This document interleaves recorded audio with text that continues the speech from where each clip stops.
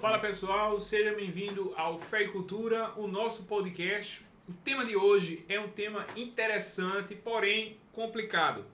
Nós vamos falar sobre sexualidade à luz da Bíblia. Eu estou aqui com meus convidados, Bruno de Lima, Marcos Xavier, vocês já conhecem, e a gente vai estar discussando um pouco sobre isso. Nós estamos vivendo um dos tempos mais relativistas, né?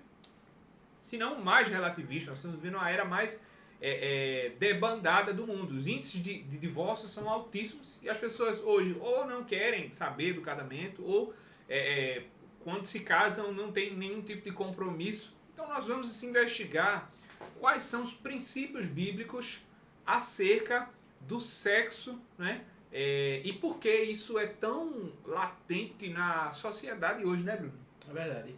É interessante a gente já observar assim de começo mesmo que o casamento hoje em dia se tornou uma declaração de amor, né? As pessoas namoram e o namoro é aquela coisa assim, a gente se gosta, e pra mostrar que ama, vai lá e diz, olha, vamos casar. Aí casa, mas não tem um compromisso, não tem um propósito de um casamento. E aí, como qualquer outro namoro, quando acaba, se desmancha o casamento, vai cada um pro seu lado, né? E o sexo acaba sendo um instrumento de prazer, né? Parece que a sociedade hoje, cada vez mais egocêntrica, centrada em si mesmos, usam o seu corpo para o seu próprio prazer, como se não existisse mais relações mútuas. A ideia de uma aliança no casamento, uma aliança eterna, é totalmente fragmentada numa sociedade como a nossa, né, que vê o casamento como uma busca pelo prazer, né? Então, uma pessoa que vai buscar o prazer no casamento, ela inevitavelmente vai se frustrar, né? Vai sofrer, eu não sou né? casado não, mas Sim, tem aqui gente casada, né, que sabe que vai lá, tem casa! A vida Quem de quem casado, é essa voz que tá buzinando? a vida de casado é uma vida de constante sacrifício. Não só o casamento entre marido e esposa, mas também a relação com os filhos, né?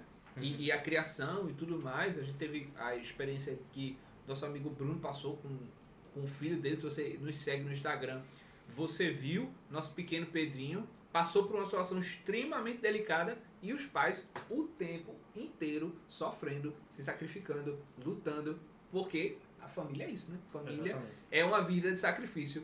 Então, quais são os princípios bíblicos para o casamento, já que o sexo vai ser criado como uma forma de celebração, né? no casamento? Deus fala ali no Gênesis. Como é que funciona essa coisa, Bruno?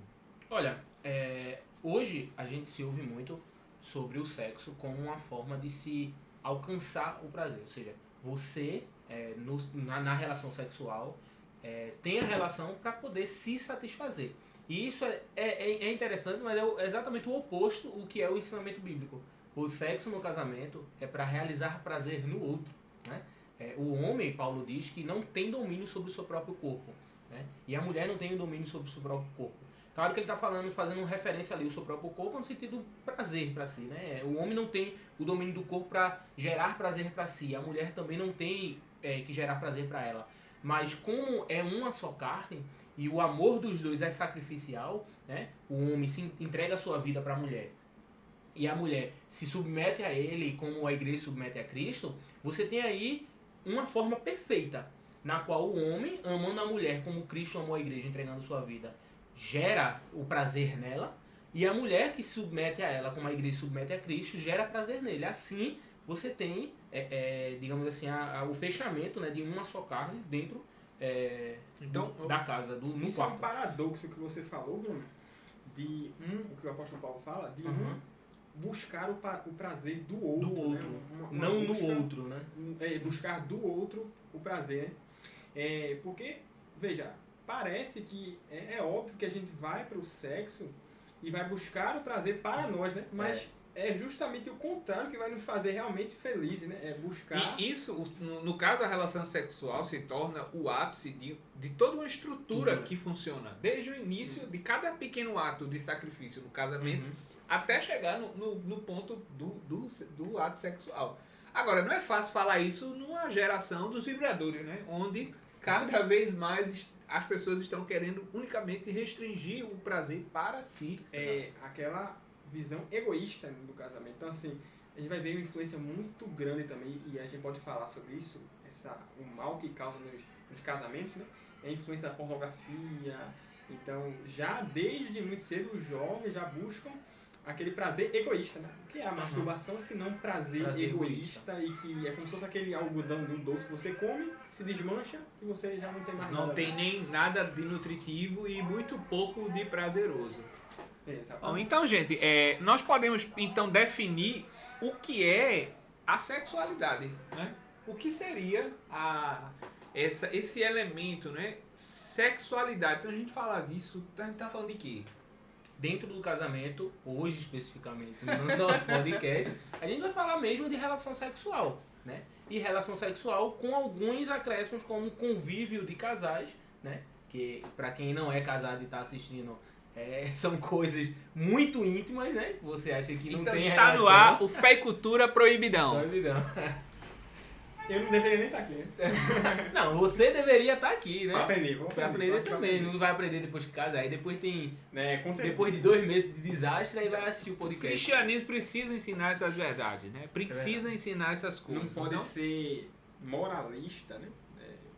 De achar que, não, sexo, meu Deus do céu, é proibido. A Não, gente sem vai tabu. falar sobre isso, né? Sem tabu. Sem tabu. Hoje a gente Sem vai falar sobre posições, sobre o que é permitido e o que não é, se a Bíblia condena, Eita! se Salomão gostava ou não gostava. A coisa ficou pesada, viu? Ficou pesada. Vou até tomar meu cafezinho aqui. Então vamos lá, começa aí. Eu quero saber o que é a sexualidade. Então vamos lá. A gente entende sexualidade da seguinte forma. Uma dimensão do ser humano, ela espelha aspectos internos do ser humano. O ser humano, a partir do momento que ele... Eu vou dizer assim, a criança, né, ela vai crescendo, ela vai se formando em torno de questões sexuais, né? A gente conhece muito a questão de Freud, desenvolveu uma teoria do desenvolvimento psicossexual do ser humano. Existem contrapontos aí sobre a ênfase muito forte que ele dá à questão da sexualidade. Inclusive, você fala de Freud no meio de cristão, o pessoal já se defende logo porque entende que ele é... Existe uma defesa muito forte, porque principalmente os cristãos, o próprio C.S. Lewis, ele escreveu também condenando essa ênfase muito forte, mas existe, querendo ou não, um bom consenso sobre muitas questões sexuais que Freud trouxe. Ele falou coisas interessantes, no mínimo. Muitas coisas, no mínimo, muito interessantes. Então, uma coisa é que a nossa vida, a gente se desenvolve em torno de toda uma questão sexual. A nossa identidade, ela está atrelada também à nossa identidade sexual. Né? E aí, quando a gente olha o ser humano como um todo, a gente entende que um ser humano que tem problemas no âmbito sexual, ela com certeza vai ter problemas no âmbito espiritual. Né? A gente tem, na história da humanidade mesmo, a gente nem precisa falar ultimamente, reinos que se construíram e que se destruíram por causa da sexualidade. Né?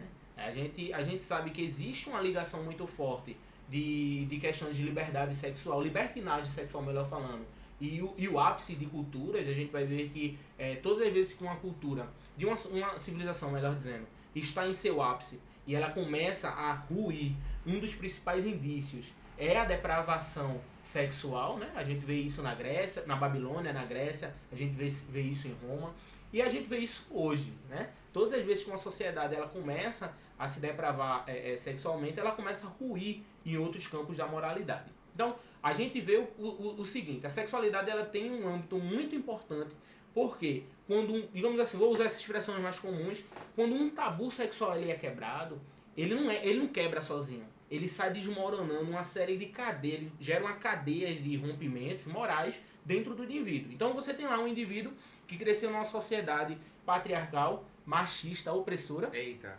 E aí, do nada, você introduz questões de sexualidade falando sobre homem com homem, mulher com mulher.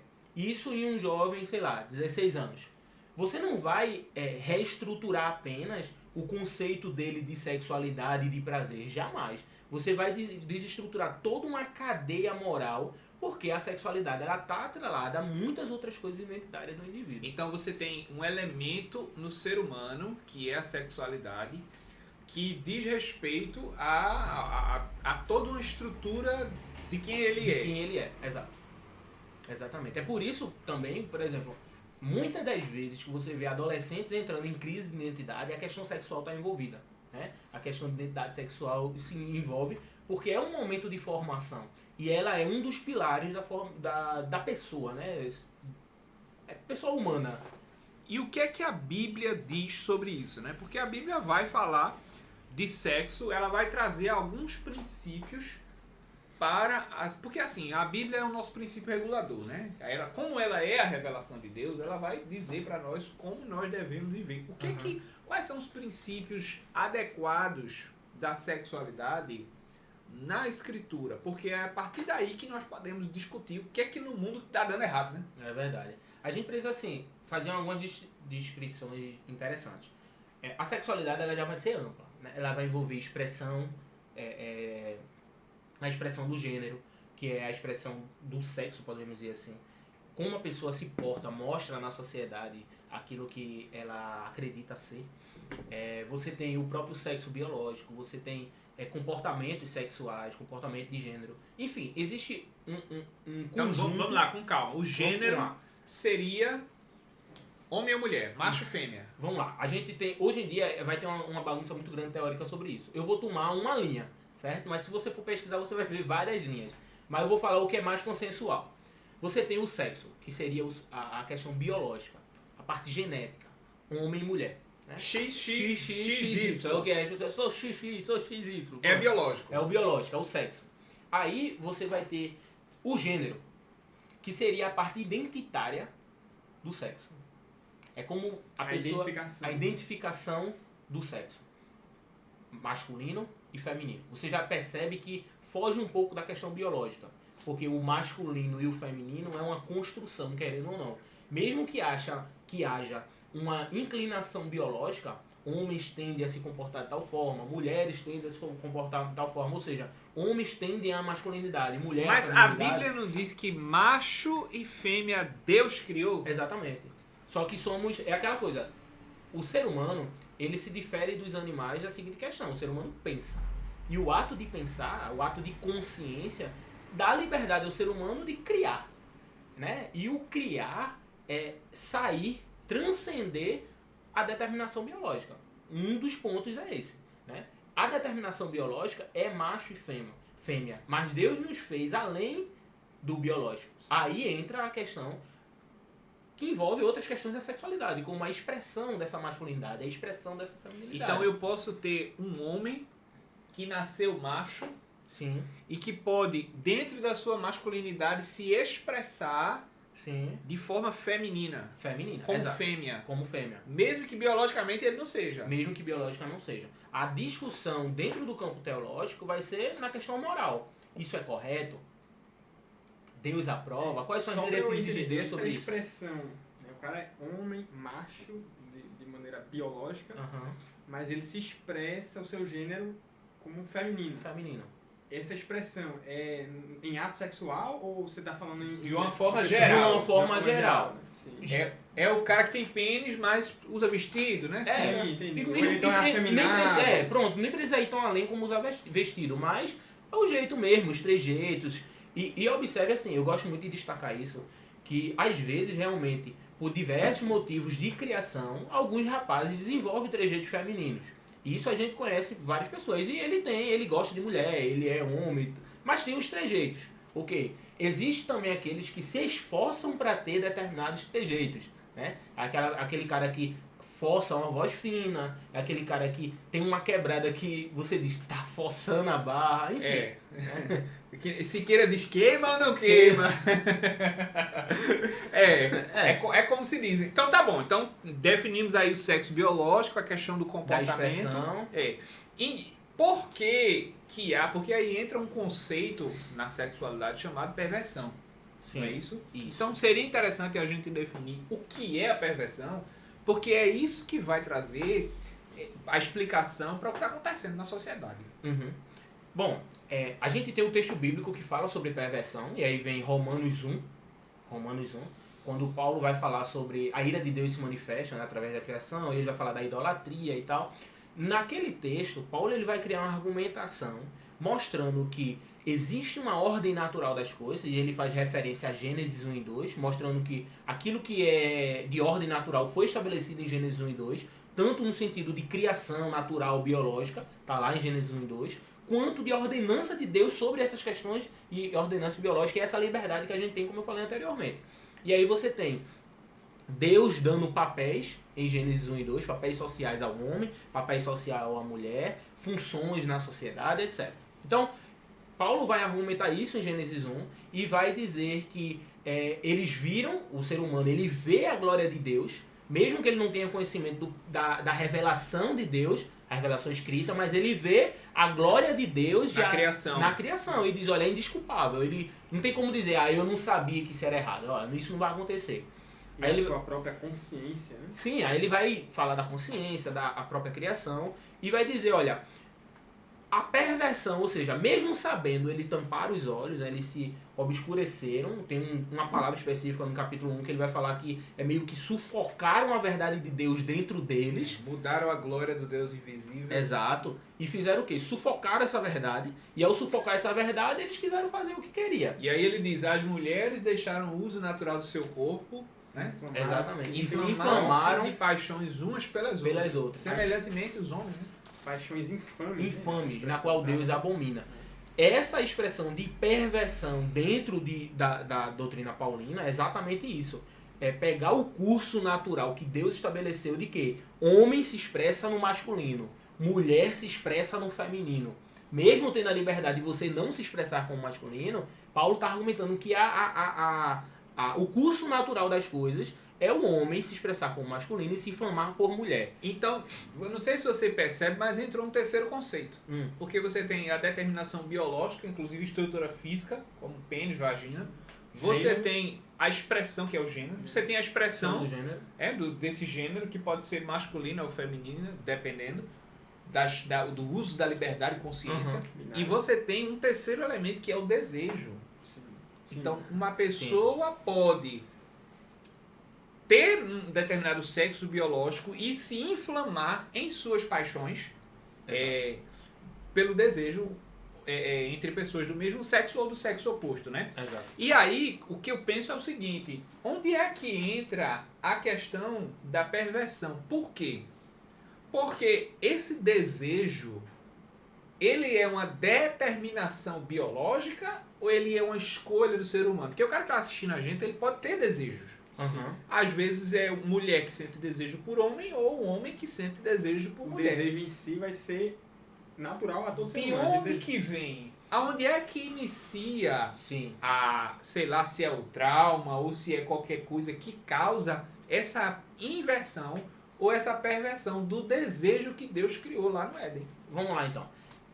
Aí a gente vai ter que escavacar, ir longe, vamos lá. Se o YouTube não derrubar aí vai seguir, o nosso podcast. Acho que a pergunta é, a pessoa nasce assim? A pessoa nasce assim. É determinado? Exato. Antes de qualquer coisa, a gente tem que esclarecer que o ser humano ele é um ser por completo, ele não é ser de camadas, né? Na qual reage de modo biológico, reage de modo espiritual, mental, não. Instintivo, não. Ele é um ser completo, é a junção disso que é o ser humano. O ser humano é a expressão disso tudo, né? É o resultado disso tudo, é o produto. Então, entendendo isso, a gente vai para as questões que o próprio Freud chegou a revelar sobre a homossexualidade. Ele chegou a falar sobre algumas possíveis origens da homossexualidade. Não existe uma causa, todo homossexual aconteceu isso, isso e isso, por isso que ele é assim. Não existe isso. Existe multifatores, né, que vai desenvolver a homossexualidade. É óbvio que o curso natural é homem se inflamar por mulher e mulher se inflamar por homem. Bruno, qual é a evidência científica disso? Ora, em toda a história da humanidade, a maior parte da humanidade sempre foi hétero. Então, a gente já tem uma prova. E mesmo que houvesse homossexualismo, sempre foram minorias. Homossexualidade, minoria da minoria, né? Sempre minoria da minoria. Exceção e não a regra. Exatamente. E sempre que desenvolveu numa sociedade, digamos assim, mais estruturada, ela era, mesmo praticada, incentivada por alguém, sempre era vista como uma coisa assim, não natural. Na Grécia, por exemplo, se fala muito, né, da liberdade sexual na Grécia, porque existia pederastia, não sei o quê. Mas lá era o próprio Platão, né, quando vai falar lá do banquete, eu esqueci agora o nome dele, tenta seduzir Sócrates, e Sócrates tece toda uma argumentação, né, sobre como aquilo é uma perversão. E aí já é outro outra explicação, mas é semelhante sobre aquela questão de sair do curso natural das coisas, né? Ou seja, era algo comum, era algo incentivado por muitos, mas ainda assim eles entendiam que não era uma coisa louvável de se fazer. Então, partindo disso, a gente tem o seguinte: algumas coisas desenvolvidas podem ser traumas, o trauma pode desenvolver um comportamento Na visão homossexual. de Freud. Sim, na visão de Freud. E vai além de Freud também, né? A questão do trauma, a questão... o próprio argumento de Paulo, ele também dá uma explicação muito boa sobre essa questão, quando ele fala da perversão moral da sociedade, né? A sociedade vai destruindo esses princípios morais e a pessoa não tem mais pudor, não tem mais barreiras, não tem tabus, ela simplesmente cultural, né? pratica o próprio instinto, instinto no sentido de desejo, né? Isso acontece muito hoje, né? Até na universidade, os professores, na TV, na mídia, de uma forma geral, as pessoas ficam, experimente, né? Experimente, quer dizer, não existe mais nenhum tipo de barreira moral e isso também estimula o... Isso estimula, sem dúvida. Se nada é proibido, então vamos experimentar. E aí o ser humano vai entrando em experimentar, daqui a pouco tá com animais. O ser humano tem atração biológica por determinadas outras espécies? Não tem. Mas pode desenvolver, simples. Porque nós transcendemos nesse sentido, como falei no início, a questão biológica de puro feromônio, de sentir aquilo e reagir. Não somos moléculas, né? Puramente moléculas que se atraem por moléculas específicas. Então você tem esse fenômeno da transcendência do desejo e do curso natural. Exato. Essa perversão vai contra o curso natural das coisas. A gente pode dizer que é uma desordem, tanto no caso de um trauma ou no caso de uma educação que levou a pessoa a ir contra esse curso natural. A gente pode chamar de uma desordem realmente. Sim, é uma desordem. O termo perversão dá um entender de desordem, né? Agora sim, deixando claro que perversão dentro da perspectiva freudiana é uma outra questão. Traz uma ideia de sair do curso, mas não tem um julgamento moral dentro disso. Não é uma questão de, você é imoral. Quando Paulo fala no sentido moral mesmo, ele faz um julgamento moral, é perversão no sentido de errado. Quando Freud vai trabalhar sobre perversão, Freud, ele era materialista. Então, vamos lá, para uma questão definidora para nós. Se isso se manifesta na infância, o que é o desejo sexual na infância? Na infância. O desejo sexual na infância, ele é puramente... Vou chamar de libidinal. Ele é libido. O que é libido? Em termos muito simples e práticos. Energia. Vontade, né? Aquela pulsão, aquela força de agir, potência. De potência, digamos assim. E aí, a gente tem essa energia circulando pelo corpo de acordo com o desenvolvimento físico e psicológico do indivíduo. Então passa pela boca, que é chamada de fase oral. A criança, ela sempre tem desejos ali de colocar na boca. Isso se dá por desenvolvimento psicomotor, sensório-motor. Então a boca é o momento dela sentir as coisas, né? O paladar, ela sempre leva à boca. Tem a questão da sucção, né? Ela já nasce e o primeiro amparo da criança depois que ela nasce é a sucção. Então o primeiro contato de prazer de uma criança é a sucção. E aqui você não tem nenhum princípio moral, porque a criança ainda não Exatamente. desenvolveu aquilo que nós chamamos a idade da razão. É a idade da razão. A consciência. E não existe questão sexual genital, porque não chegou lá ainda. E é interessante, Freud sempre usa o termo sexual, porque essa passagem de libido que passa pela boca, ela tem aquele prazer oral, lá na frente, quando os hormônios aflorarem, quando entrar a fase genital, ela vai retornar isso, a esse prazer oral, mas de um caráter sexual. Então, por ter esse caráter sexual já determinado lá na frente, Freud vai chamar de desenvolvimento psicossexual. Então, toda vez que você for ler alguma coisa sobre Freud, ele falar sobre essa questão desejo sexual, isso aqui é oral, numa criança, você fica espantado. Muita gente acha que ele está sentido. forçando a barra em dizer que aquele prazer da criança em pegar o objeto na boca é sexual, porque os outros teóricos consideram aquilo como uma coisa natural, né? E não necessariamente relacionada ao sexo. Não. E Freud vai explicar que lá futuramente aquilo ali vai ter relação. Exatamente. Por exemplo, uma criança que tem uma fixação da fase oral, lá na frente, ela pode desenvolver hábitos sexuais voltados para essa fixação. Em termos simples, Freud vai dizer que essas fases ficam marcadas. E aí, por exemplo, o sexo oral nada mais é do que um retorno a essa fase.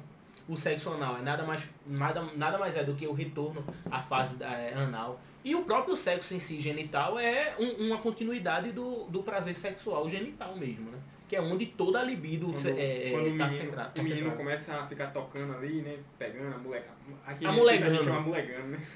É quando a criança ela descobre o pênis e ela descobre o prazer que gera aquilo. Não, entendendo que não é um prazer imaginativo. Tem que entender que o prazer sexual adulto, ele é imaginativo. Ninguém se masturba pensando numa parede. Ninguém se masturba sem pensar. Sim. A criança, ela sente prazer genital, puramente genital, assim como você está acariciando uma pessoa. É meio assim, quem está tendo primeiro contato é meio estranho, meio difícil aceitar isso, mas a criança, ela tá ali sentindo o prazer genital, é Pelo semelhante, toque mesmo, pelo né? toque mesmo, é semelhante ao prazer que ela sente na sucção, né? Que ela está se alimentando, Veja, saciando. então você tem esse desenvolvimento, né? Que é o desenvolvimento sexual, podemos dizer assim, sensorial, né? Sensorial, Da exato. criança. E aí você tem algum tipo de trauma ou de perversão que vai acarretar lá na frente. Exatamente. Dentro da teoria freudiana, todo mundo passa por essas fases. Sendo assim, parte da liberdade de cada um se você fica fixo naquilo ou se você supera. Quando chega na fase adulta, você pode retornar. Em termos simples, para ser bem direto e objetivo, todo mundo pode desenvolver prazeres homoafetivos, digamos assim. Basta o estímulo social correto. E a abertura interna. Como eu falei no início, a sexualidade ela vai estar como centralidade em muitas coisas da vida, né? E várias coisas vai estar ali circulando. Se você entra numa universidade mesmo que tem o propósito, principalmente a área de saúde, tem o propósito consciente mesmo, é proposital mesmo, é intencional, é um projeto de desconstruir a pessoa. A pessoa vem com os tabus sociais, os tabus de família, que corta diversas coisas no âmbito sexual e âmbitos morais da vida de aspectos gerais, e aí entra na universidade que tem a intenção de te desconstruir. Vai gerar o quê? Uma abertura para qualquer coisa que vir. E aí você vai se reconstruir. Como é que você vai se reconstruir? Um perverso, um sádico, tudo que tá guardado lá dentro vai sair. É por isso que aquelas festas de faculdade é cheia de orgia, né? Sim, exato. Vai sair de lá dentro. E é o próprio argumento de Paulo. Paulo vai dizer que Deus os entregou As suas né, paixões. as suas paixões. E os entregou, se você for ver o contexto, está dando a entender que é dentro. Não é como se pegasse ele e colocasse num meio que gerasse aquilo no ser humano. Não. Deus os entregou as suas próprias imundezas. Ele vai dizer que é mente perversas e maldosas. Né? Ou seja, está dentro do ser humano. E por eles negarem a verdade de Deus, Deus disse, pronto, agora eu vou deixar tudo que tem dentro de você aflorar e você vai botar pra fora toda essa frangaiada aí e vai se inflamar homem por homem, mulher por mulher e assim Então vai. vamos apertar mais um pouco, porque aqui eu tenho, tanto no sentido físico, sensorial, quanto no sentido psicológico do desejo humano, o papel da família na construção do imaginário sexual do indivíduo. Então você tem o pai e a mãe, tanto dando limites no seu comportamento, quanto direcionando através da estrutura familiar para evitar com que o desejo seja pervertido. Sim, exato. Como que funciona a questão do papel da família? Da família. Por exemplo, o papel do pai. O pai é um castrador. Né? O pai é aquele que dá uma cortada nos prazeres e nos limites do filho. A mãe, geralmente, ela tende a ser mais branda. Ela também funciona como um papel castrador na O que é criança. castrador? Só para o pessoal, né? se Castrador identificar. é no sentido de a criança, ela no início, ela não tem limites de prazer. Eu estou usando linguagens assim, que não são linguagens da psicologia para poder traduzir mesmo para as pessoas que estão assistindo. Então, a criança ela não tem limites de prazer, ela sente e vai embora sentindo. E aí, quando ela vai desenvolvendo questões morais, né? Ela vai amadurecendo, ela começa a entender as regras sociais, os limites sociais para determinado desejo. Ninguém pode simplesmente realizar aquilo que deseja, senão não existiria sociedade, né? Senão o Dostoiévski tem um personagem que mata, né? É o Raskolnikov. Raskolnikov. Se todo mundo começasse a tirar esses tabus de limites de prazer, imagina, cada um realizando o seu prazer, que desastre seria a sociedade, né? É preciso limites, é preciso a moral para isso. E aí o pai ele é fundamental para exercer essa função. Quando não tem pai, a mãe exerce essa função. Né? Agora, claro que vai ser uma dinâmica reajustada. A mãe, ela também põe. Porém, como a mãe é a fonte primária de prazer e de desejo, eu vou colocar assim, entre aspas, num sentido simples, o filho não respeita muito, né? O filho não respeita muito. Tanto que é muito mais comum... Isso filho... soa um pouco preconceituoso, mas se você for na prática, é isso que acontece. Exato. O filho tende a ter menos, assim, bater de frente mais com a mãe, de relevar a regra dela. Mas quando o pai chega, existe mais uma tendência de medo. Esse medo, essa retraição é a castração. É pondo limite a essa libertinagem, e libertinagem aqui não é no sentido de depravação moral, mas libertinagem no sentido de sem limite mesmo, de prazer que é comum na infância. O papel da figura masculina, né? A Bíblia traz, né, Marcos? Essa figura masculina, você vê vários exemplos de homens em que a Bíblia fez questão de destacar, por exemplo, Davi, né? Davi como uma figura, o texto quando descreve Davi diz que ele era homem de Deus, servo de Deus, bonito, valente. Né? Valente. Inclusive a gente vê que quando todo Israel estava com medo de enfrentar Golias, né? Golias ia lá e afrontava, né, o Deus vivo e tal. Davi foi lá, se levantou e disse, não, eu vou guerrear contra esse incircunciso filisteu, né? Você vê a valentia, que é um símbolo da masculinidade, né? A valentia, a coragem. E é ele quem diz o conselho ao filho dele, Salomão, né? Seja homem, né? Lá em 1 Samuel, quando o texto descreve sobre quando estão falando de Davi para o rei Saul, o texto descreve ele como sisudo, né? Sisudo em palavras. Né? Sisudo em palavras, viril. Então, veja, existe realmente, a Bíblia confirma essa característica do papel masculino no homem, né? Na figura do pai. Exatamente. Agora, assim, o ser humano, ele se reinventa, né? Ele readapta papéis, porque querendo ou não, isso é um papel social, né?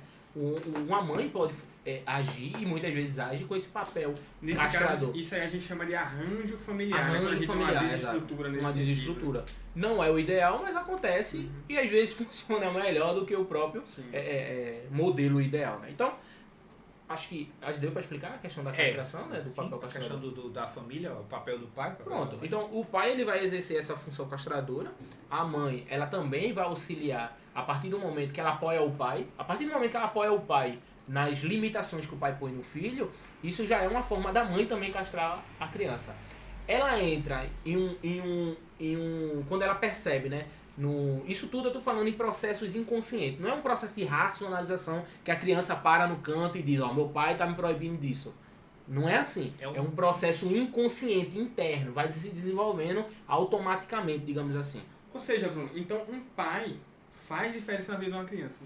Né? É importante que a figura masculina, ela vai fazer... Assim como a da mãe. Assim como a da mãe. Os dois vão fazer uma completude ali para a criança. Né? Exatamente. Então, posso dizer que se há a perda de uma dessas figuras, masculina ou feminina, obviamente vai ter uma perda na formação dessa criança. É claro que, por exemplo, a mãe pode substituir o papel do pai ali, ela pode fazer isso, só que ela vai ter muito mais dificuldades. Sim. Com certeza a criança vai ter um tipo de falta ali, né? Um tipo de falta que não necessariamente vai tornar ela uma pessoa sem limites, né? Sem aquela castração que teve do pai, mas com certeza vão ter consequências, né? Sem dúvida. Sejam mais brandas ou não. Existem, se não estou enganado, estudos que comprovam que o alto índice do comportamento homossexual se dá em lares em que se tem a ausência da figura paterna. Isso é verdade. Existe, realmente existe. A gente tem que deixar um alerta que correlação não significa causalidade. Mas existe alguma coisa ali junto que anda junto. André diz que sim. Não, eu nada. Tô dizendo nada. Não, o que ele disse é verdade. Só que eu tô esclarecendo porque senão as pessoas pegam coisa assim que... isso, correlação é o que anda junto. Disseram lá no Fé e Cultura Podcast que o filho que cresce sem pai vira gay. Ninguém tá dizendo isso aqui. Ninguém tá dizendo isso. Existe o quê?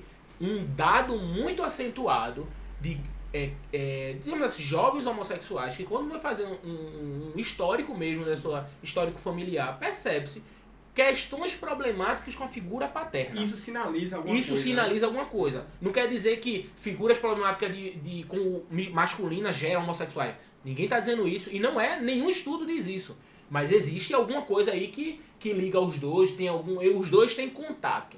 Né? A questão da figura masculina é problemática, e isso não é interessante falar, não aplica só a figuras masculinas ausentes.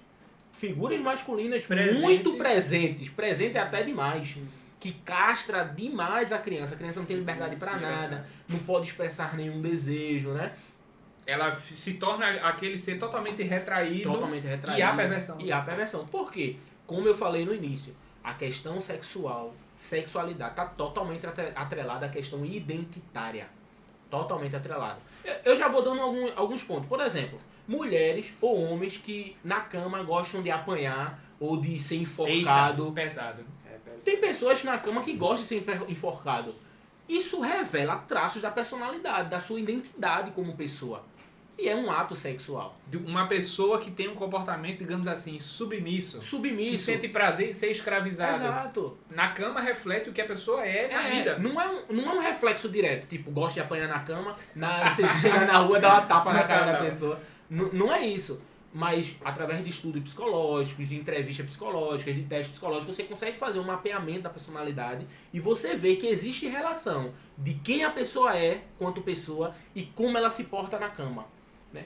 O sexo é um comportamento humano. E como todo comportamento, revela traços da personalidade do indivíduo. E aí muita gente acusa o Freud de ter uma tônica sexual muito forte. É uma sacanagem, né? Ele vai explicar o comportamento sexual, o comportamento humano a partir das libidinagens. Das libidinagens, dos atos libidinosos. Então, você tem, por exemplo, pessoas extremamente pervertidas e outras pessoas extremamente retraídas, ou seja, você fala de sexo, a pessoa já atrela aquilo ao pecado, ao erro. Como que você explica esses dois extremos, né? Eu tenho uma fulana que é totalmente depravada, você vê, ela não tem tabu nenhum para falar, para fazer, tanto que você tem atores e atrizes pornôs, né? Sim. E você tem outras pessoas que extremamente religiosas, em que o ato sexual, até mesmo dentro do casamento... Né? Religiosa, no mau sentido. Até mesmo dentro do casamento é um absurdo. Um absurdo, né? Como tem até um vídeo que viralizou de uma suposta pastora falando de gritaria, Deus abomina. Não pode gritar. Tá? Ali, aquilo é muito verdade de pessoas que acreditam naquilo. É neurose, né? Eu gosto de dizer o seguinte, essas pessoas assim, ela eu não sei, tá? Ela eu não sei.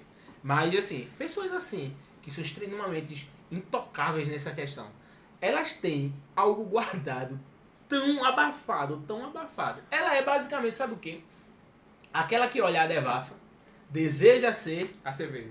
Não, a mulher devassa. Essas mulheres muito púdicas, né?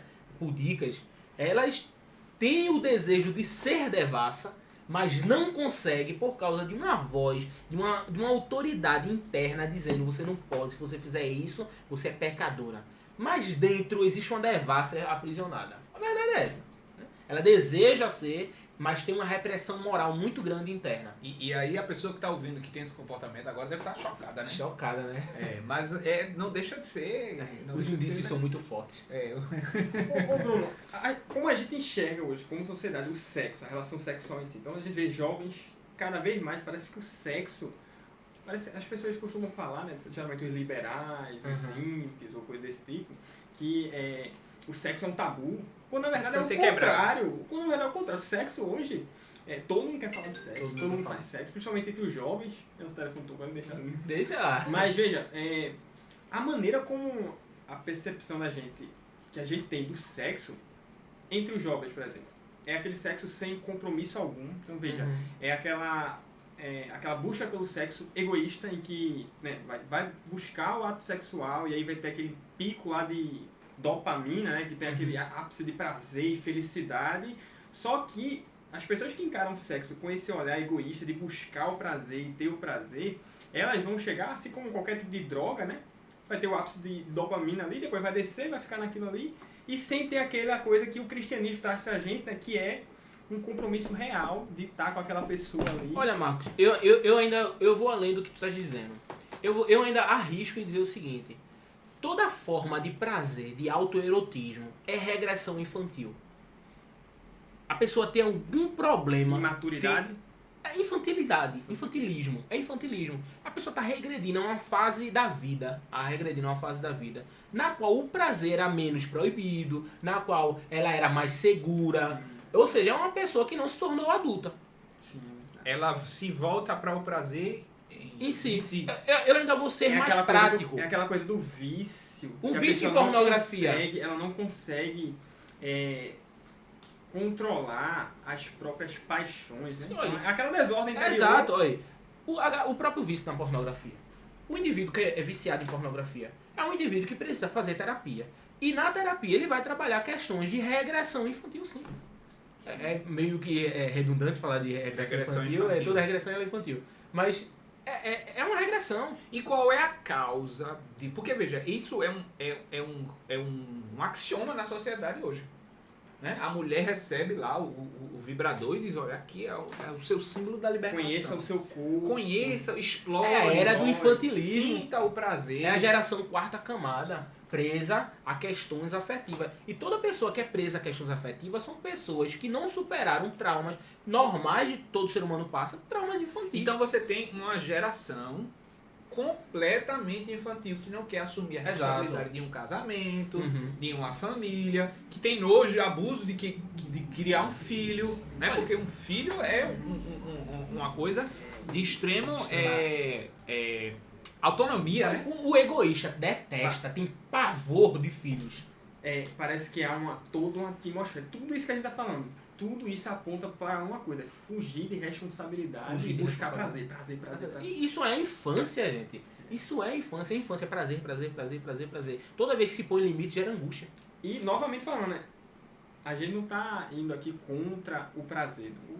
Deus fez o casamento, fez o sexo para o prazer, realmente, para o gozo. Agora, o problema é quando você busca isso único e exclusivamente sem querer responsabilidade. Né? Sem nenhum princípio regulador. Tem um conselho, eu falei tanto de Freud, né? Falar de uma pessoa assim menos sexualizada, né? Vamos falar de Viktor Frankl. Viktor Frankl, ele diz assim, ele desenvolveu, se tornou até uma técnica psicoterápica, que é a intenção paradoxal. E ele vai dizer o seguinte nessa intenção paradoxal. Quanto mais, em termos simples, eu estou sempre reforçando isso, em termos simples. Quanto mais você busca uma coisa relacionada ao prazer, tanto mais você fica mais longe dela. Mais longe dela. Um exemplo. Vá dormir pensando, eu vou dormir. Eu agora vou dormir. Você só dorme. Quero dormir, vem sono. Você dorme quando você esquece que você está tentando dormir. Porque dormir nada mais é do que tentar dormir. Você simula o sono. Porque você deita, fecha o olho e finge estar dormindo. Mas se você tiver percepção disso que você está fazendo, você não consegue dormir. Você veja homens que têm problemas de impotência sexual no sexo. O que ele mais quer. Aquela coisa ansiosa de buscar o prazer. Exatamente. Mas chega na hora... A mesma coisa de ejaculação precoce. Quanto mais você quer o prazer, mais você foge, mais você fica distante dele. Por isso que a gente tem hoje gerações de felicidade, prazer. E cada Nunca vez vão mais alcançar. estão mais infelizes, mais existencialmente falidos, né? Gera uma intenção paradoxal. Essa geração de compre vibradores, né? Mulheres se libertar para se masturbarem. Então veja, aqui você já tem resposta para muita coisa, né? Tanto para a homossexualidade, porque o cara que... A igreja quando vai falar de sexualidade, ela fala assim, isso pode, isso não pode.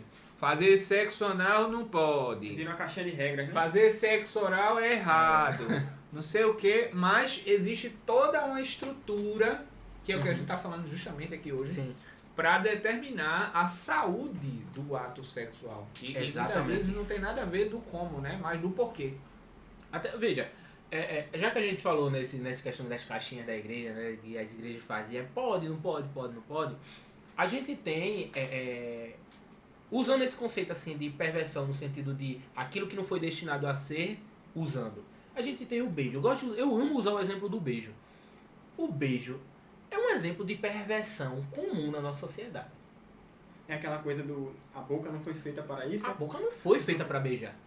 A boca não é... Se fosse, a boca não é órgão sexual propriamente dito no sentido biológico. A boca é órgão sexual no sentido de sexualidade ampla. Mas não é o que... Funciona, né? Mas não foi feito para aquilo, mas funciona. É porque da maneira como tu falou aí assim, a boca não foi feita para isso. Tal.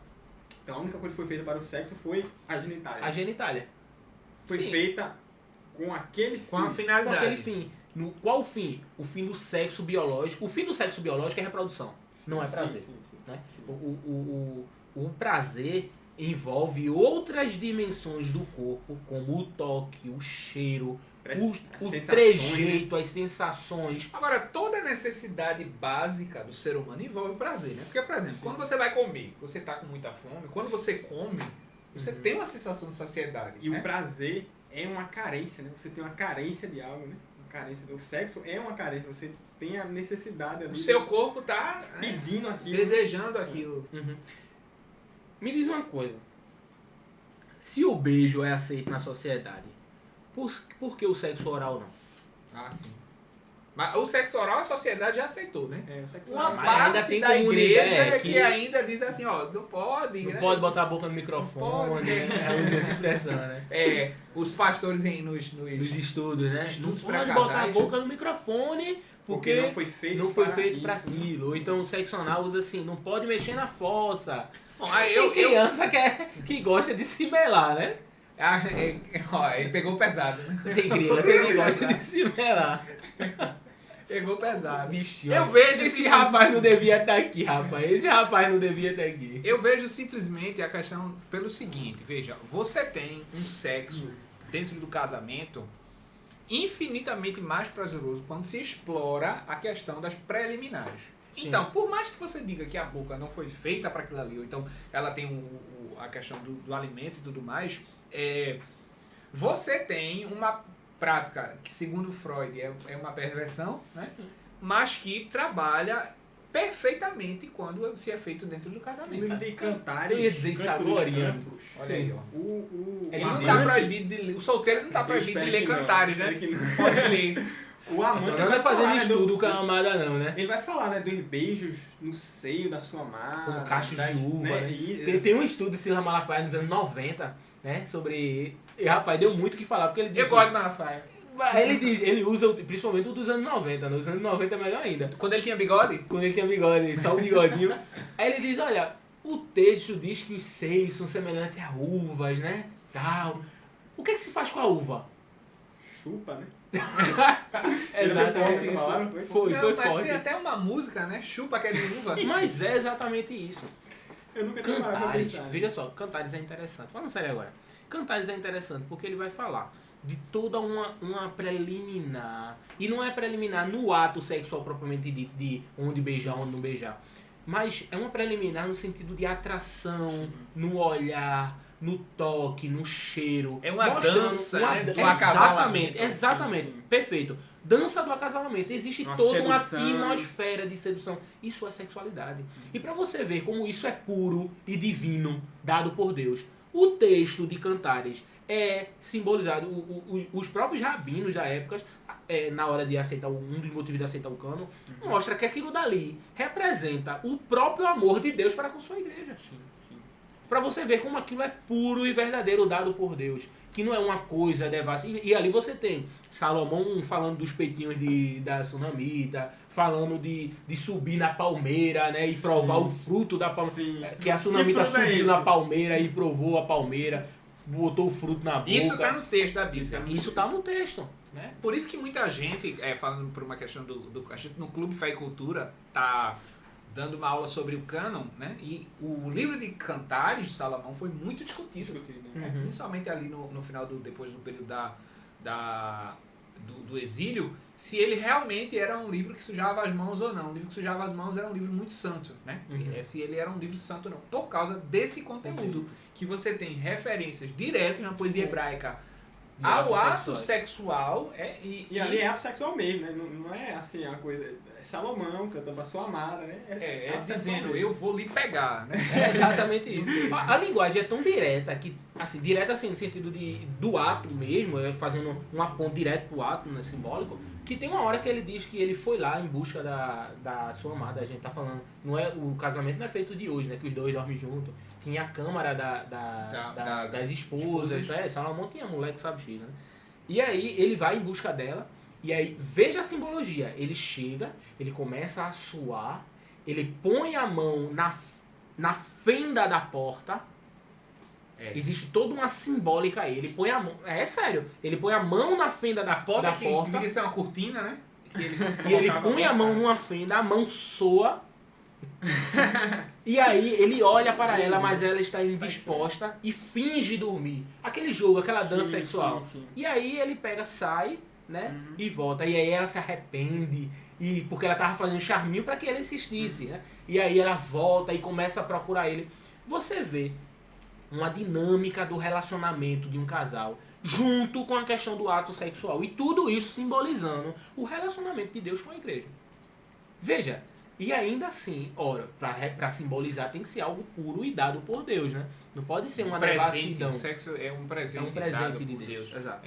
Agora, a gente tem a sociedade hoje cada vez mais estimulando as pessoas para longe da Bíblia, né? Exato. Então, qual seria a nossa posição no sentido de preservar o prazer sem que ele seja desfrutado longe das leis de Deus? Primeira coisa, né? Tem que ser dentro do casamento.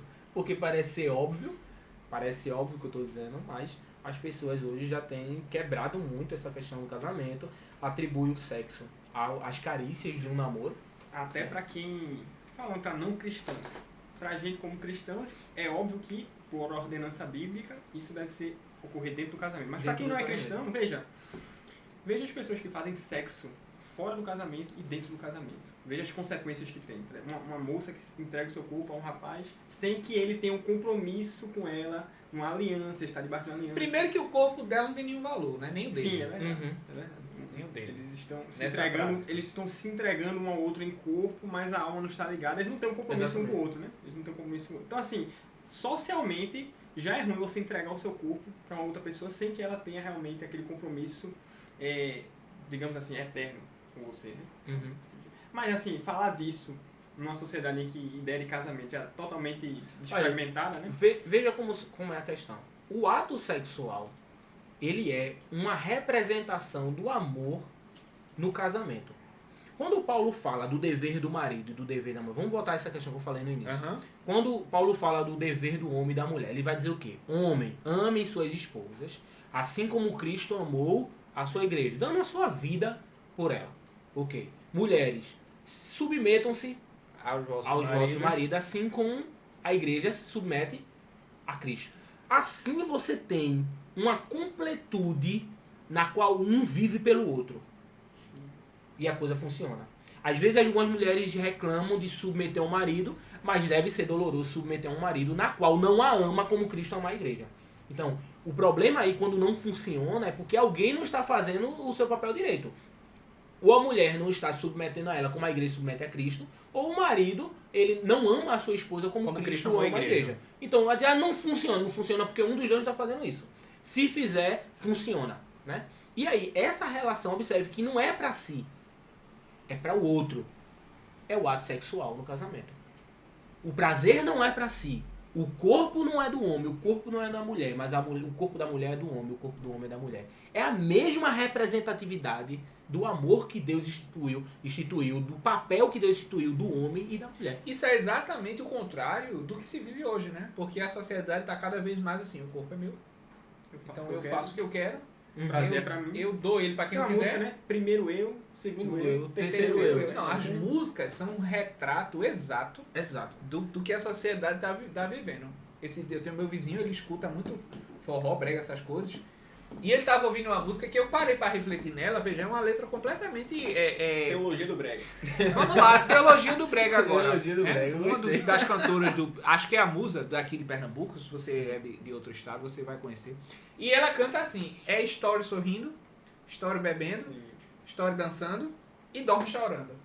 Né? O refrão é um retrato. Isso Veja. de Wesley Safadão nessa música. É de chão de avião, mas ela canta. Sei. Não, porque você não escuta, mas ouve tudo, né? O crente é assim, ele sabe todas.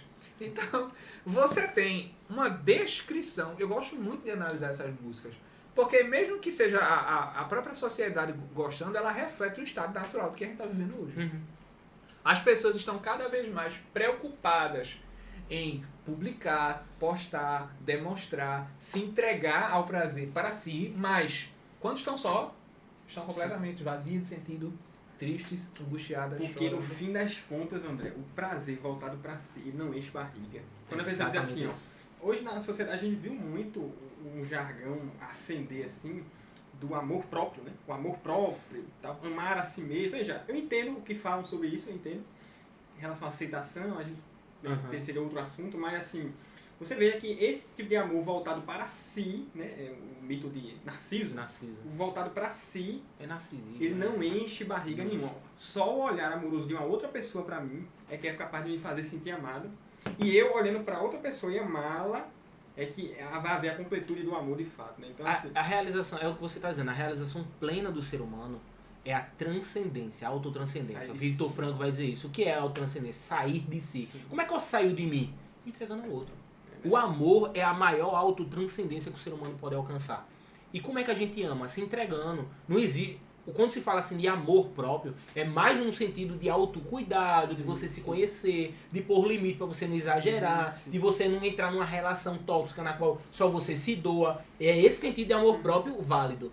Mas o outro contexto de amor próprio é egoísta, que é não se doar para o outro, independente do outro. Eu vou fazer esse traste aí. E não é isso que a Bíblia ensina. Não é isso que a Bíblia ensina. Então, gente, voltemos a essas escrituras. Né? Eu acho que todo podcast a gente termina dizendo isso. Você tem que voltar padrão, né? É a o básico. entender aquilo que a Bíblia diz para viver bem. E todo o colapso social, moral, afetivo, estrutural de hoje é exatamente porque as pessoas estão fugindo da verdade. Exato. O apóstolo Paulo, veja, a gente parece que no meio cristão, em geral, né, olhando o imaginário das pessoas, parece que o crente, o símbolo dele é de tristeza, de cara fechada. É aquela pessoa que não tem prazer, né? Como assim? O cristianismo é alegria, boas novas, né? Alegria. Então, até no casamento, o apóstolo Paulo diz lá, né? Que o marido não deve, né, deixar de satisfazer a esposa, né? Cumprir os seus deveres. Veja, para que o Hoje diabo... na a caixinha... manifestação do amor, Pra que ela ele é também no sexo. Tem que haver ele alegria. diz ainda assim, para que o diabo, vulgo Ricardão, não entre, né, no vosso Aqui casamento. em Recife é o urso. É o urso, é o vulgo Ricardão. O termo ali de diabo é no sentido do Ricardão não A chegar... tentação para o tentação pecado. para o A pecado. tentação para o pecado. Hoje pergunta muito a caixinha do Instagram, né? Se pode ir pro motel, se pode usar algema, fantasia. Né? Tem relação com a perversão, essas coisas? Não? Tem relação sim. Então fica para o podcast só sobre pornografia. E a gente vai falar sobre Isso aí, olha, isso aí Interessante, tem muito bom. muita coisa pra falar, porque os problemas são grandes, né? Então você que acompanhou o podcast de hoje, no próximo podcast ou em algum lugar para ir, a gente vai falar sobre A questão da pornografia, muita coisa para se falar. Tem, com certeza. As causas, os traumas e os danos da pornografia e do universo pornográfico que a gente vive hoje. É verdade. Tá bom? Então, no próximo podcast, no RedTube, quer dizer, no YouTube, né? Olha a referência aí, ó. Péssima referência. Acompanhe que nós vamos falar sobre esse tema que tem destruído a vida de muitos jovens e de muitos casais, como a pornografia. Exatamente.